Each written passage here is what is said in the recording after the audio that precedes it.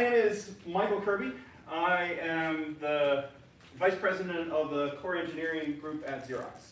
And this is the only slide that I will talk about Xerox, because everything else really is mostly unrelated and or mildly correlated. I've been at Xerox for a long time, 30 years, 33, 34 years. I graduated from RIT, or as I like to call it, MIT Rock 5, in '89, and then since that wasn't good enough, I did it again in '94. I joined Xerox in '87. I did imaging science, so a bunch of digital imaging, things like that.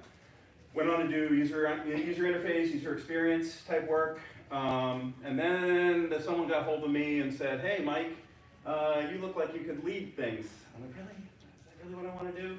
And that was an interesting story. They did not give me a choice. And you may one day be faced with that, where I was told I was going to lead this team. And I said, "Well, I'm really not really considering it." And my boss looks at me and she says, "What makes you think I'm giving you the option?"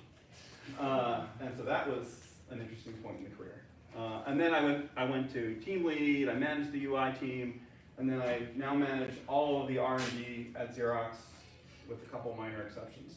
So pretty much your small NA4 devices, your large production printers, your digital services, software, AI, all that type of things that tie together how we manage information from print to digital, digital to print. And so what I wanted to come here today to talk to you guys about, it was inspired a little bit by a wonderful book by Cathy O'Neil. And if you don't know this book, everybody take a picture of this screen. Please go buy her book. I didn't ask for permission, but I'm sure she'll get over it if all of you buy her book. It's a great book because it talks a lot about the inadvertent impact, and I'd like to believe inadvertent impact of weaponizing algorithms in a way that really impact our ability, not just for fair and just, as the previous speaker got into, but even simply being effective in doing the jobs of the algorithms, right? Now I'll get a little bit into some examples where purpose and intent become a really important element in the algorithms. So, evil algorithm. What's an evil algorithm? Right? It's a set of processes, procedures, technology that will influence individuals to do something that's really against their interests, right? Or desires, because sometimes we do things that are against our interests all the time. I mean, I just had this amazing cheeseburger out at some place out there, and it was great. And let me tell you, that was against my interests. I shouldn't have done it. But I knew what I was doing. I made a choice. And making a choice is fundamental to participating in a, say, someone marketing, hey, you want to buy that new car, it's a cool car. All the cool kids are driving that car, so you go out and buy the car. You're being advertised to, you know it. You know you're being sold to, right? We've been being sold to for our entire lives, as opposed to being manipulated. And manipulation is a much different perspective. So let me give you a non big data, machine learning example of an evil algorithm, right? So I get a mailing list for 1 million people. I go out there and I pick a stock, Apple. I send half of them, that stock is going to go up this week. I send the other half, I say that stock is going to go down this week. If the stock goes up, I get rid of the half that went down. I then take the 500,000, I divvy it in two, and I pick a different stock, Microsoft. Half go up, half go down. I get rid of it. I keep doing that until I get down to, 50,000 or so people who've now seen 6 days in a row of successful stock predictions. I'm a genius. I then send them a 7th mail note that says, hey, if you pay me money, I will give you the 7th stock symbol that's guaranteed to go up this week, right? By the way, do not all run home and try this. This is fraud. But this is an evil algorithm. This is an algorithm whose intent is to deceive you and to get you to part with your money to work against both your interests and your desires. Your desire to be rich and your interest to keep your money. Both of those are countered against. So this is something that I think is worthwhile keeping in mind around my whole talk and about anything that we do in sort of the computing space, because this is an area where we can always fall into. So that's just sort of a non-computing example. So Cathy O'Neil says, big data processes codify the past. They do not invent the future. Doing that requires moral imagination, and it's something only humans can provide. And I love the word moral imagination. That phrase is fantastic, right? Why is that phrase fantastic? Because we are all different people. We have different bases for our morality. We can imagine a future where building a weaponized set of hacking tools that I use against another nation state is moral, because I believe in my country and I am protecting, my nation, right? That's part of your moral ethics. Or you could say, are you kidding me? Why would you hoard 0 days? Because one of these days they're going to get out and you're putting the rest of the country at risk, right? That's the sort of the debate in the computer security world at the national level is, do you keep 0 days private, or do you tell all the vendors and make sure that you can correct them so that they're not available for attacking, right? But that's a variable ethic base. You can actually have that imagination to have that discussion. When it's taken away from you by a large language model, for example, or a big data machine learning model, all of a sudden you're in a different world. So, how does this work? You could be explicitly evil. For example, I can build my algorithm that's going to take your money because I've got that 7th-day stock pick, right? That's an explicit evil algorithm. I can have my nation-state attack, or I could just be a dick and go off and do a Dr. Evil and simply say I'm going to wreak havoc by, breaking into a hospital and stealing all the patient records and posting on the dark web and demanding $1 million in Bitcoin, right? Those are direct evil actions. Those are not interesting. I mean, they're interesting, and there are a lot of people interested in them, but for what I'm interested in, they're not interested. I'm interested in the path to evil that's paved with good intentions. That's the path that I'm interested in. Algorithms that have unintended consequences. Algorithms have unexpected outcomes, or algorithms that create unethical incentives. And in fact, unethical incentives is a really, really interesting element of an evil algorithm. Because often the author of the evil algorithm and the consumer of the evil algorithm have different incentive structures. And one may not necessarily align with the other. In fact, they may not even be aware of the other. And so that's something to always be in mind, because you know where the rubber meets the road? Right here. The people in this room are the ones that will actually be writing the algorithms that will be doing the things that will be good or bad. And that one day you may look back on your career and say, oh, I was the guy that came up with that, or girl, that came up with that really cool thing that later the company used to exploit millions of dollars from people that shouldn't have had it exploited. Just always remember that. So, how do we tell? Let's take a look at one. So this is my domain. Now we're back in my domain. This is a scan. So this is a scanned email. So this is the original. This would be sort of like a fairly high resolution scan that we might pull off one of our scanners. But you know what? Microsoft has this horrible thing where it says, no, I don't want you to email out things that are 50 gigabytes. So we have to compress it. So we might compress it down to something that looks like that. Right? It's still readable, right? You can still see it, but it's more compressed. Anybody see it? No? No? Okay. All right? Put it side by side. Anyone see it? Don't say Don't say anything. We'll come back to that. What about this? Here's another case. Right? This is another scanned email. It's a very famous case, which I won't get into, but if you have any knowledge of history from when you were 10 years old, you might remember this. But this is also a good example of technology gone wild. But let's put a pin in this. Let's come back to this. So, what I want to talk about is how do algorithms fail? And this is not necessarily something specific to big data. This could be just elevator control algorithms. It could be anything. So they can fail expectedly and silently.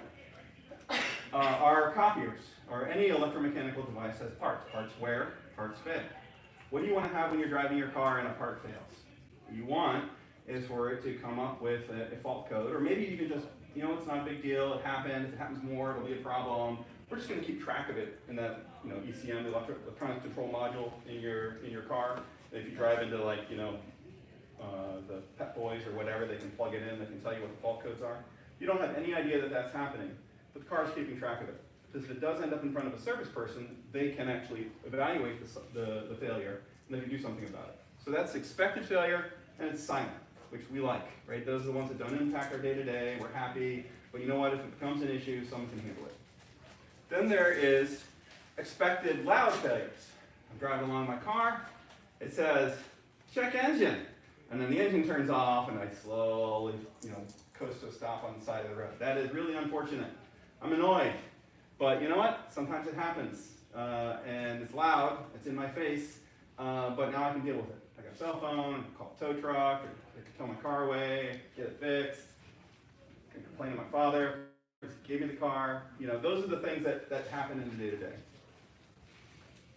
Then I have unexpectedly loud failures. We do not like unexpectedly loud failures. This is when the plane plows into the ground. This is when your car explodes as opposed to just stopping. Right? These are bad, but these are almost always tested for. When you're thinking about how you're going to be testing your algorithm and testing your software, you're going to be testing for crashes, core dumps, and these database corruptions, things that would actually put the whole system at risk. You'll spend a lot of time actually over your career doing this, right? In terms of amount of time spent, probably number one will be sleeping, number two will be testing for junk like this. It's an unfortunate element of algorithms, but it's something that we know how to deal with. The one that's tough is this. It's the unexpected failure that's silent, right? Or to translate it into a language that the cool kids understand, and this is the only audience that I can use this on. It looks like the code would actually look like this. This is one example of an unexpectedly silent, really bad failure, where if some really bad condition, then not some really bad condition, then do the right stuff, and then just keep going, right? Which means if there was a really bad condition, it drops over whatever that is, and then keeps going. Don't handle the fault, don't do anything. You see this a lot in C++, where idiots over the years will do things like, hey, if the variable's not equal to null, then do my stuff, and then else, just keep going. And you're like, well, what if it's null? Is that a problem? Is it not supposed to be null? That's one of the reasons Python and some of the other languages are a little bit better, because you can avoid that whole class of errors. Yeah. The code was actually pretty useful. So anyway, when I get back to our problem, so remember the one I said put a pin in? So the algorithm in question is an algorithm called JBIG. And JBIG is an image compression algorithm. And the problem that was being solved was when you mix images and text together, you can optimize for one, or you can optimize for the other, but it's really hard to optimize for both. So somebody came up with a really good idea, and it was a really good idea. I mean, this is a great example of a clever solution. Let's segment the text from the image. Let's use JPEG on the image. Let's use some type of run-like encoding on the text. And in fact, let's take it one step further, and we're going to create a lookup table of similar letters. And that way, instead of having to keep copies of, the letter A over and over and over again when I'm doing my compression, I just keep one A. And then anytime an A appears, I just put that A right in there. And wow, you can take something that's like 5 megabytes, and you can compress it down to 20K. It is very impressive how good this compression algorithm is. But it has some unexpected failures. So in the original, that was a 6. Did you guys spot that when I put that up before? Yeah, good job. But when it got sent in the scanned email, it ended up with it as an 8. What if this was a contract? What if this was, something that had monetary significance between two people, and they were using scanned email to make that arrangement? And the one side thought that the deal was, worth, $5 million, and the other side said it was worth $6 million. Right? That's a problem. That is a great example of an unexpected silent failure. The loud failure would be that 6 we had turned into a blurry mess over there, and you couldn't see it. And so the person would read it and say, I can't see what this number is. They call and say, hey, scan it again in a higher resolution, please, or use a different quality level, and it'll be fine. That's an unexpected loud failure. An unexpected silent failure is that 8 looks really readable. There's no confusing that as a 6. It's not a 6 with a little bit of pixel growth. It was, in fact, internally selected as an 8 and then placed in the outgoing document. Similarly, Is this forged? I mean, when I look at it, I see a little bit of white halo around these characters here. I couldn't show this easily, but this is actually multiple layers in Acrobat. It has the implication, perhaps, that it is done with like Photoshop. We're using layers to try to do things. In fact, you can actually pull out the background, and you can actually see the text holes in the background where the text used to be. And then take a look at this. It's a fuzzy one, and that's I guess, clear as it gets. Clear as it gets, a clear one. Well, that's weird, right? I mean, could someone have maybe cut and pasted the 61101, or is that a 4? I'm not sure. And then left the 1 from the original document there? All of a sudden now I'm questioning. I have questions, right?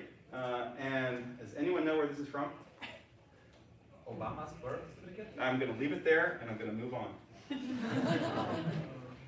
So, there are implications to algorithms that produce results that unfortunately are very significant. So, for example, I do not want to have my compression algorithm come across as possibly being a fraudulent document. That's a real issue. I do not want my numbers to be clearly changed, right? And I threw some others in here. I do not want my self-driving cars plowing into people to avoid property damage. Because somebody said, we can actually evaluate it based on zip code and make sure we hit the thing that's the least amount of property damage. That's a great idea. I don't want my large language models hallucinating fake legal references. That's a real case. That happened. A lawyer used ChatGPT to generate a legal brief, and then he presented it in court. An opposing counsel went and checked the references. This is the references. Like this says, this is what I say, and oh, by the way, here's a reference to another case. The cases that were referred were made up. Right. Right? And then this is something that the prior speaker, for those who were here for that, touched on, which is racism, sexism, other isms in automated algorithms that result in basically inequitable outcomes. Right? These are things that we want to avoid. So I'm going to talk a little bit about the structure of an Eagle algorithm. This slide comes from, well, the source comes from Cathy O'Neil. So again, I'm referring back to Cathy here. And she has a really interesting way of looking at these algorithms and how to sort of evaluate them, right? Opacity. Do you know how the algorithm works, or is it a black box? Now, I work in this industry, my industry, right? I'm about as trained an individual as you're going to find in imaging and compression algorithms and those kinds of things. I can tell you that JBig was really hard for me to understand. I had source code, I knew what the failure modes were, I spent lots of late nights going through and trying to understand how that algorithm worked, right? If an expert has difficulty explaining how an algorithm works, what hope is there for the general public who might be on the receiving end of it? Scale. Is the algorithm part of a multifaceted system, or does your whole life come down to a single number? Anyone see, what's the name of that show? The Good Place. Right? Good Place, Sam? Okay, Good Place, awesome show. If you haven't seen it, where is it? Peacock maybe, or whatever? Stream it. It's hilarious. And the premise of this show is that your entire life, good things and bad things that happen in your life, are summed up into a single number. And when you die, if you're greater than a certain value, you go to heaven. If not, you go to hell. All comes down to one number. Don't blow it. Right? By the way, attending this gives you like 200 bonus points. So you're good. That's a great example where the scale of that algorithm is, there is no alternative, right? It's that number and nothing else. Damage. What happens if you're wrong? What if the algorithm makes a mistake? Is that it? Hey, I'm sorry. The algorithm says you have to go to jail. It's out of my hands, right? You're there. Yeah, I'll see you in 15 to 20, right? That should scare anybody, right? And that's sort of an extreme example. We're not there yet, but think about other cases where algorithms influence your life, control your life. Are there alternatives to those algorithms? So I'll talk about a few of those as well. In the case of the JBig example, short answer was yes. There were other alternatives, right? You could pick up the phone and call someone to confirm the contract. You could inspect the original document. You could use a different compression method, but you had to know about it, right? Opacity was a problem. Okay, so I'm going to throw a couple ideas out here, a couple things out here, and you're going to tell me if they're evil or not.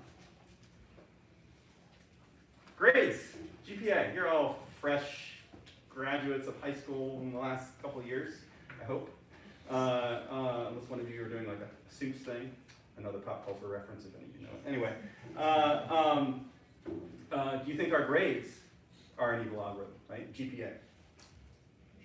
It could be.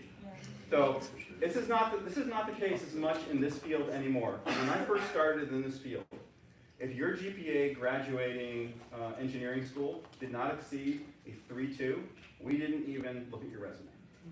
We tossed it in the bin.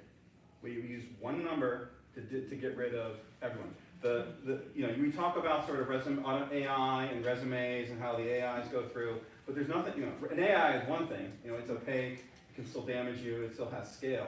But you know what's worse than that? Using a single number to discard every single resume. I had a guy from, Carnegie Mellon was interviewing for us. He was someone from the best way I can describe it is an underprivileged background. He had to work his way through school for all 4 years. His first 2 years was his first exposure to really difficult schooling. And he struggled a little bit. He got, C's and maybe slightly worse than C's in like calculus and physics and stuff like that. Nothing, I may have gotten a C in physics. It's entirely possible. But then he got to his 3rd and 4th years and did fantastic. Right? But his overall GPA ended up being something like 2.95. I pleaded with our HR department, come on, there's no reason why we can't actually, this guy's going to be perfect. And we were told no.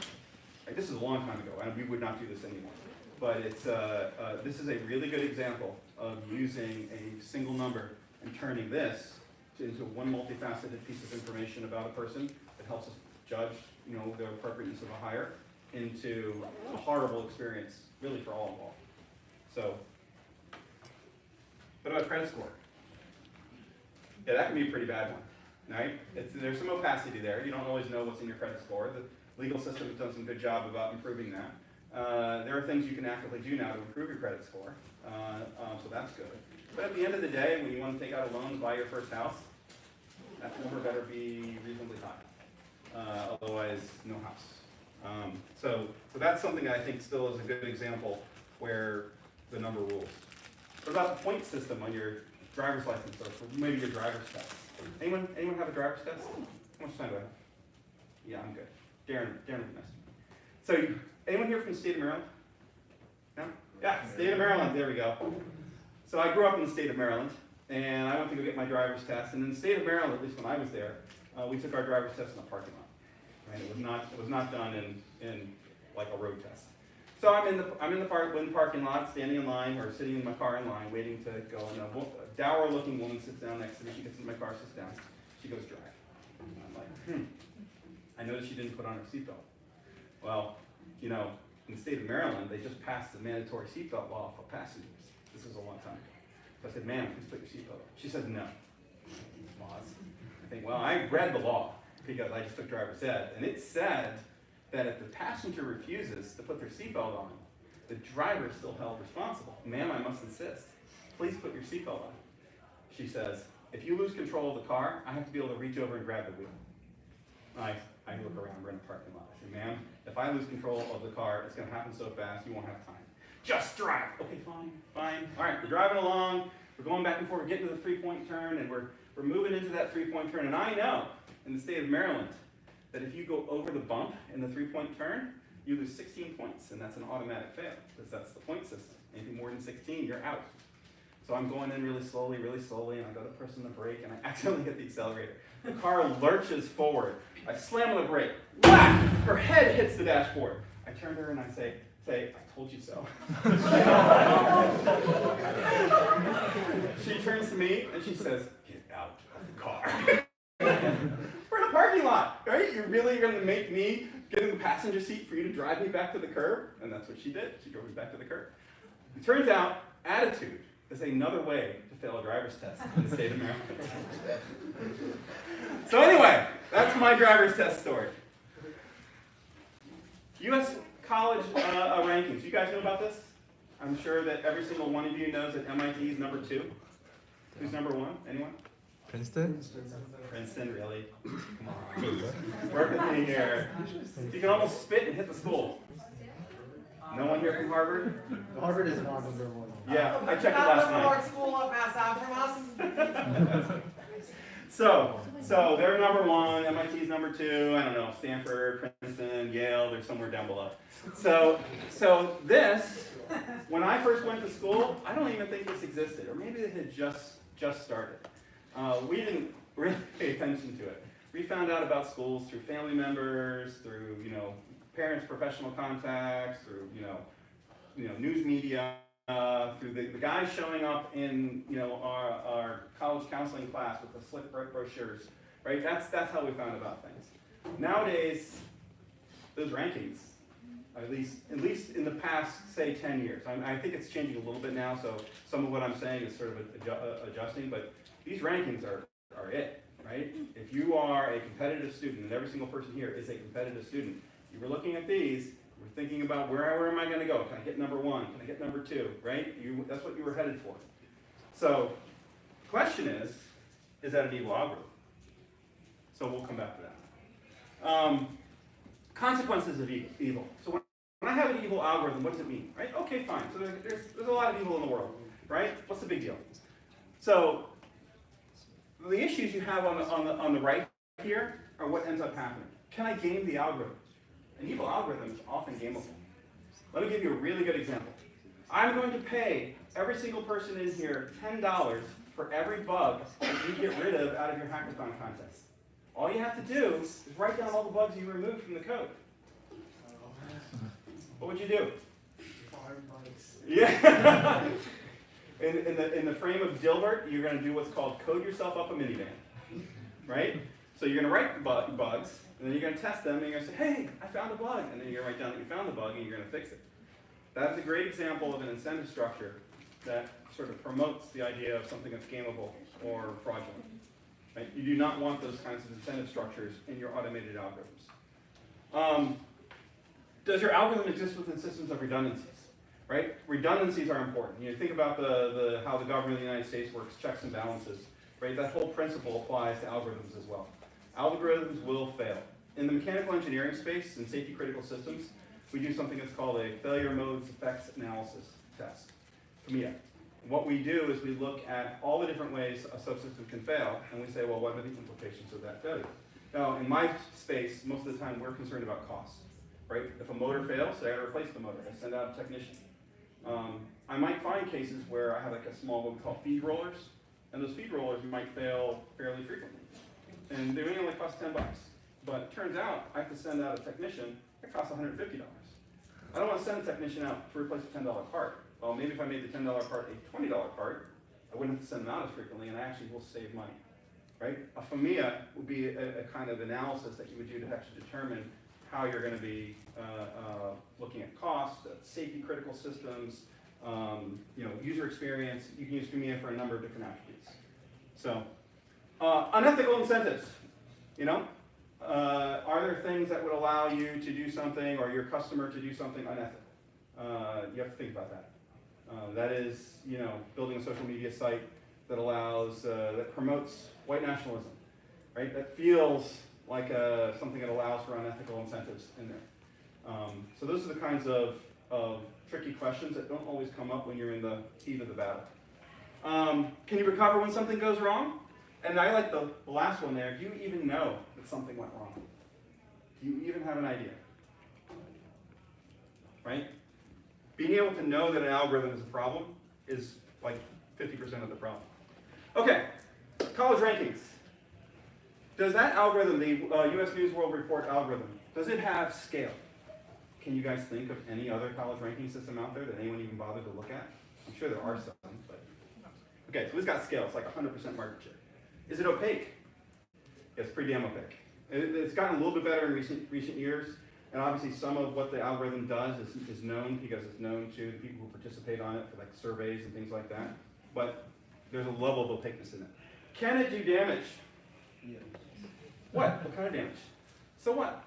So what if MIT is number one and or number two, and what was the other school? Harvard. Harvard is number one. Like, what's the big deal? Right? What's the damage? Anyone know? Like reputation? Well, so reputation, that's actually a really good point. So reputation, yes, reputation is something. So it's not the guys that are number 1 and number 2 that are a problem. It's the school that was number 10 that fell to number 200 because of something that they maybe was unfairly part of the algorithm. I looked up, turns out the first one is Princeton, followed by MIT, followed by Harvard. Well, I knew MIT was number 2. Yeah, and Harvard, by the way, and Harvard is tied with Stanford and Yale. Yeah. Forest from the trees, guys. Forest from the trees. Also, it can harm the students who are going to a school that maybe US News did not rank as high, and so they don't get as many job opportunities, even though. Correct. Maybe employers are using the rankings as well from an employment point of view. That's a really good point. From like a school point of view, if you're higher, then you have a higher chance of getting students to actually apply and attend your school. So economically, like, you know, you're in a place that you try to gain the rankings, you'll Right. get more students in. How many of you guys applied to a safety school before you applied to MIT? A bunch of you? How many of you applied to a safety school, surprisingly didn't get in? That happened to anyone? No? All right, okay. Did you know that safety schools now look at where they think you should go to school? And if where you should go to school is much higher than them in the rankings, they will reject your application. Yeah, I did know that. Yeah, hold on. I was told that by someone. Hold on. So, these are some of the things that college rankings might drive in terms of poor behavior. SAT prep classes. Everybody here take an SAT prep class, or maybe knew someone took an SAT prep class? Come on, this is the smart guys, right? You guys don't need SAT. You guys did 1600 and you're like, yeah, I'm done. So SAT prep classes when I went to school were like a non-thing. You took your SATs, you moved on with life, right? But it turns out that the average SAT rankings of the student body are crucial to your rankings in the college rankings. So if you're a school and you want to go up in rankings, what's the easiest way for you to do it? Make sure you only select people with high SAT scores. All of a sudden now, there's a motivation for students to have higher SAT scores. Well, one way of doing this is to simply study harder and be smarter. Or you can take a prep class and get an easy 100-point boost. Right? Which way are you going to go? You're going to go the prep class. Increased spending on college athletics, and you're thinking, really? Really? Why would that drive it? And the answer is something called the Flutie effect.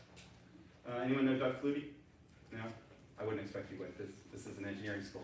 Doug Flutie, Boston College, right up the road somewhere. So Doug Flutie was a star quarterback for Boston College. I think he took them to a national championship. When they won that national championship, the number of people that wanted to go to Boston College surged. What happens when your number of people that want to go to your school surge? Two things happen. One is the number of people you reject is much higher. What does that mean? That means that you're more exclusive. You didn't do anything. You just got more applicants. More exclusive. And then the second thing that happened is the average SAT score and grade point average of the accepted body will generally go up. So those two things happened to Boston College, and they shot up in the rankings. This did not go unnoticed. Other schools were like, hey, there's one other school, I can't remember the name of it. They invested $400 million in their college athletics. And they actually were able to pull off a couple national championships in their couple sports. And they shot up in the rankings as well. Now, if you're a student and you're not here to play football, and I assume none of you are here to play football, no, I'm not making any judgments. No judgment. Then you have to think to yourself, really? You're investing $400 million when you could be putting that $400 million into, I don't know, academics, infrastructure, smaller class sizes. That's where I'd rather see the money spent. But that's not going to drive your growth in the rankings. That's a good example of an unintended consequence. How about paying students already in school to retake the SATs? You're thinking, no way, Mike, that did not happen. Yes, it did. It did. So a school knew it was lowering the rankings because of its SAT scores, and it actually paid their students to retake them in their freshman and sophomore years, and they got a boost because of it. This is my favorite. I love this one. Pay adjuncts not on staff to, quote, work for the university. So this is how you do this. Let's say you have a full professor at MIT, great professor. He's got 300 publications in his name. He's awesome. And you're a little podunk university in the middle of nowhere, and you want to improve your way on the rankings. So what do? You call up the MIT professor and you say, hey, I'll pay you $75,000 if you'll come out to our university as an adjunct member of our faculty and do like a one-day seminar once a year on some random topic. And you're the professor at MIT, and you're like, sure, why not? And so you do that. Well, it turns out as part of the ranking system, if you're on the named adjunct staff, all of your publications on the named adjunct staff now contribute to the ranking, the prestige nature of the rankings for that university. And you can go from, last to first pretty quickly, as long as you got money. So that's another good example where the system was gained, and not in a way that was helping the students. That's money going into something, and students thinking that the school was really good when maybe it really wasn't, and you end up with an outcome that's not ideal. These are extreme examples, and many of these I think have been since corrected, both in how U.S. News and World Report handles the rankings as well as in the schools themselves. But this can happen in any algorithm. This is nice because this is the public example. It's easy to call out. So, incentives and motivations. I want to talk about this first one right here.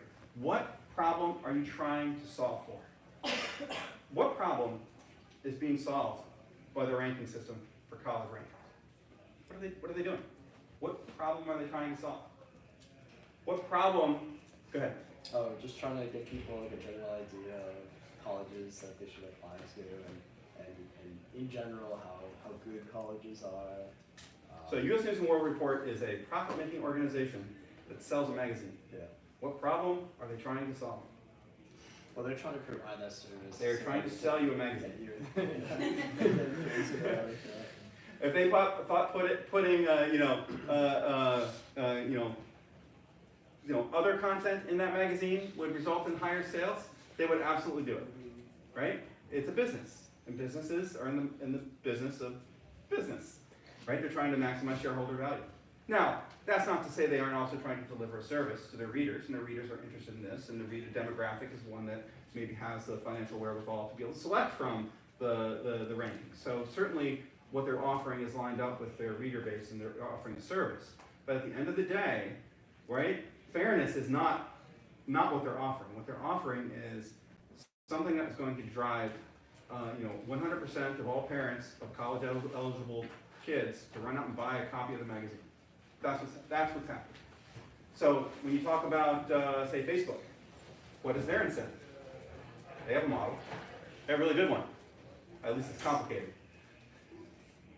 Theirs is all about engagement, right? If you're on the site, then you're good. If you're not on the site, then you're not good, right? So what can they do to increase engagement? That's their motivation.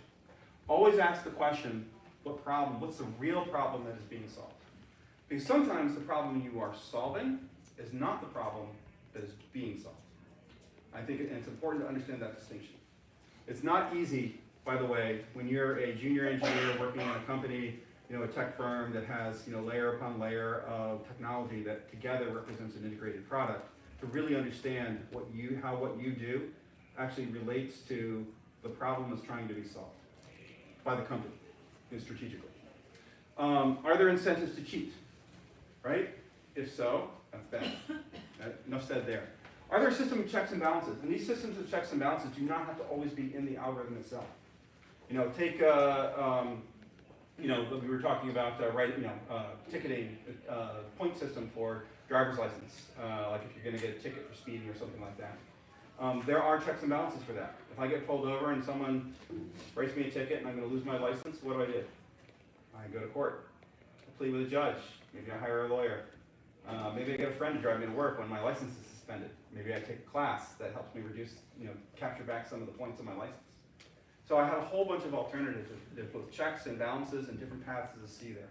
That is not a system that is going to fail just because you got one extra ticket for doing something you shouldn't have done. And are there alternatives to provide a diversity of use? Or is this algorithm the only algorithm? If the only large language model out there in existence was ChatGPT, I'd be a little worried. It's a classic example of an opaque algorithm. I have no idea how it was built. It gives me answers. Are those answers really unbiased?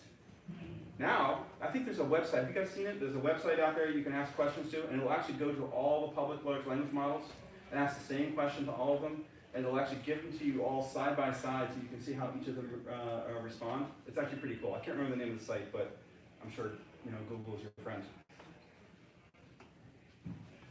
Okay, now to sum up, how am I doing on time? Yeah, good. Ethics at an individual level. That's really the point of what I'm trying to talk about here. Because ultimately, it really comes down to you guys.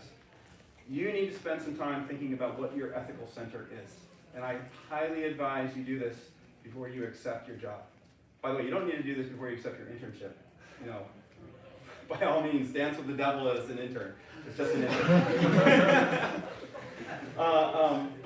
But you really do need to understand when you take that final job and you're going to make that career move and you're going to go there, ask yourself, what does this company do?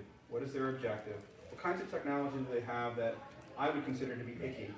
And is there anything in there that would cause you pause? Because if so, you want to know about it before you get into it. By the way, this is the same advice I would give you if you were going to get married. Right? Have the conversation before you tie the knot. How many kids are we going to have? Where are we going to live? Are your in-laws going to live with us? That is, by the way, a conversation I failed to have, and my in-laws lived with me for 30 years. Wonderful people, by the way, but I should have had the conversation before I got married. Develop and use your social networks. Your friends, your colleagues, your professors. If something seems fishy, ask. Do not bottle it up inside and reduce your world inside. But can I just ask a favor as like a manager? Don't post everything to social media. Sometimes, just trying to understand among close friends, what is really going on. If you really get to a point where you're pretty convinced you're being asked to do something strange, you wouldn't be the first one to post to social media to try to make a change, right? But be prepared for the consequences. What are you prepared to do? Are you going to quit? Are you going to argue?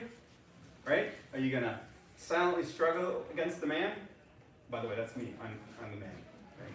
So I understand sort of what you want to do, how you go, push against sort of ethical dilemmas that you might be having. Okay, that right there is you in about 30 years. I want you to be able to look back on your life and say to yourself, yeah, I'm really happy with what I did. I helped people. I did no harm. I supported my family. I met my ethical goals. I'm good with it. I do not want you to find yourself in a situation where your teenage daughter is screaming at you for, I can't believe you spent the rest of your whole life doing this. Do you realize how horrible the world is because of you? Right? That is not a position you want to be in. So, and that's it.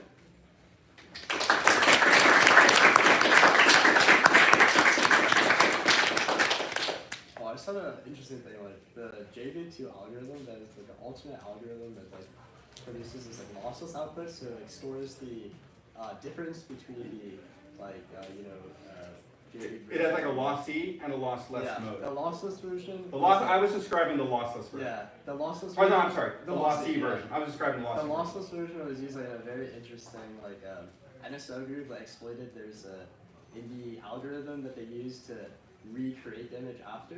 Like you can XOR and a couple other ones, and you can actually build like a Turing complete CPU in this one-pass algorithm. Oh really? They used it in a iMessage 0-day, where the iMessage engine used a GIF translator to loop GIFs, and they used the JBig2, they exploited a buffer overflow in this one-pass algorithm to create a CPU inside of the JBig2 algorithm, or pass-through.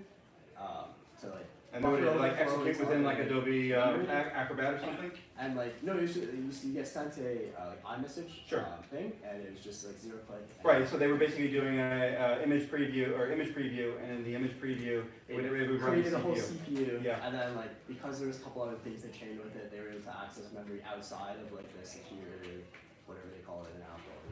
Yes. So I thought it was a very funny. Yeah. But sometime 15, 20 years ago, whoever it is that invented that algorithm, they were being very clever, right? They were an MIT grad, you know what? I'm sure they graduated from Harvard, and they came up with what they thought was very cool technology. And I will tell you that you will not be able to predict all of the uses or implications of things that you do, and I'm not asking you to do that. All I'm asking you to do is to try to be self-aware. That's it, right? We all make mistakes, and we don't want to be the ones that come up with self-driving, solve the self-driving problem, and then 25,000 people a year die because of self-driving cars, which by the way is better than the 35,000 a year that die right now. So you're saving 10,000 a year, but now you're directly responsible for 25,000 people a year dying, right? I mean that's weight to carry, and some of these algorithms as we move forward into the future, where we're going to have a lot more machine learning, large language model, big data, generative AI, these types of issues we're going to have to deal with as a society. So, all right.